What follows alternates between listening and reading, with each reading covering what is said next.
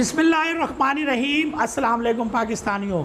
ये हैं शहबाज शरीफ साहब जिन्होंने कहा था कि आसिफ जरदारी को मैं लाहौर की सड़कों पर घसीटूंगा और सड़कों पर घसीटने के साथ साथ इनका पेट फाड़ कर पैसा जो पाकिस्तान का लूटा है वो वापस लेकर आऊँगा।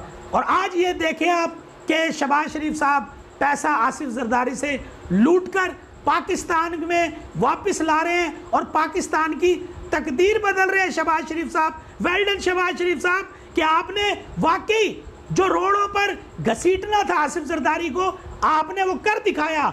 आपने इनसे लूटा हुआ पैसा वापस लाना था, आपने ला कर दिखा दिया। ये बाकी सारी फजूल बातें आपने वो कर दिखाया जो आप कहते हैं वो करते हैं। और पूरी कौम एक बार फिर देख ले कि शहबाज शरीफ साहब कोई ऐसा ही नहीं है।